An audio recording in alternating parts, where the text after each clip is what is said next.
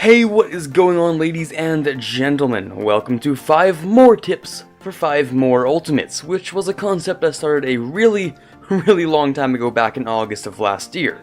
So I decided to revive this series mostly because not only can it be really useful, but there are so many different small tidbits about using the different ultimates that this series can probably go on for a really long time, considering how many different things can be mastered for each character.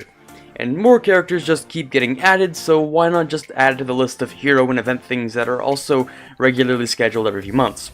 The first one was kind of old and low quality, so I suggest that if you want to watch it, you can, but at the same time, it's kind of embarrassingly terrible in quality, so kind of don't watch it at the same time.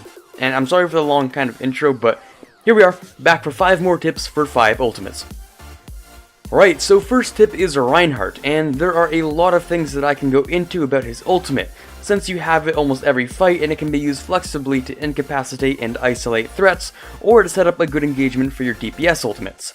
It can also be used defensively when stuck in a graviton. However, one of the biggest pains will be that opposing Reinhardt barrier, in fact, any barrier in general like Orissa's, Winston's, or even Zarya's if she's positioned well enough. Today though, we'll focus on Reinhardt 1v1s. I'll make an entire video outlining the art of Rind games, but for now what you need to know is that during his Fire Strike animation, Reinhardt is completely defenseless and can't cancel the animation to put up his barrier, giving you ample time to shatter him and his team. One of the ways you know the enemy Reinhardt will Fire Strike is that generally it'll be really telegraphed by his movements. Anything out of the ordinary like moving out of position slightly or being really aggressive usually means that he's got Shatter and will use Fire Strike to try and help burst down your shield. When he goes for the Fire Strike though, this is your opportunity to deny his team's chance of bringing your shield down and giving him the Shatter. Next tip is for Pharah. Now her ultimate is kind of hard to use if you telegraph it too much since she's really easy to stun or kill. Something you probably didn't know though is that there are ways to move her while she's ulting. That's right, there are a couple of ways Pharah can be moved during her ultimate. The less convenient and probably not helpful one is that Orissa's Halt can actually move her just like any other hero. Secondly, moving platforms can actually move her around. It's kinda crazy, but something that's entirely possible is using the platforms in Route 66 third point or in Volskaya second point that can get you moving around at a fairly decent pace. The only problem is that you have to make sure you're on the correct side of it, since going around corners can leave you in the same position as normal. Time for tip number 3. Here's one that you've probably known for a little while now, but Soldier 76 can animation cancel his biotic field into his tactical visor. There are a couple of reasons why this is important. First of all, it allows you to heal back any damage you take while you're using your ultimate essentially for its whole duration. Another thing is that you won't have to waste precious milliseconds putting it down in the middle of that ult. Those extra few shots could mean the difference between landing a final blow and having an enemy get away.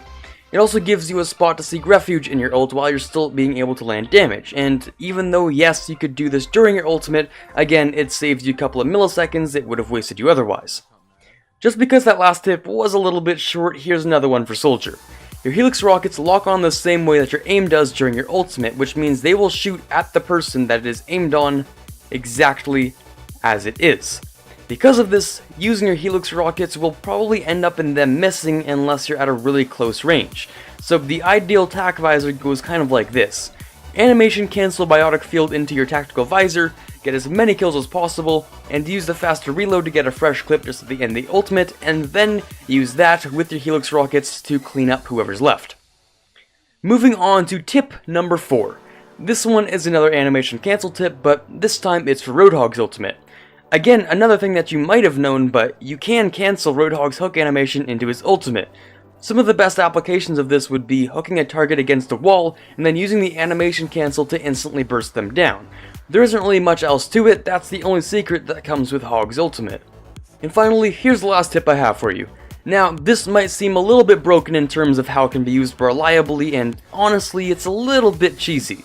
So, when McCree's high nooning, it's entirely possible to block most of the damage as Zenyatta using Transcendence. Now, before I just leave you with that, let's talk about it a little bit more. Zenyatta, while using Transcendence, technically counts as a hitbox no matter where he is or what he's doing. As such, he's able to be hooked, booped, body blocked, pinned, and interact with every other character on a physical level the exact same way that they can interact with him.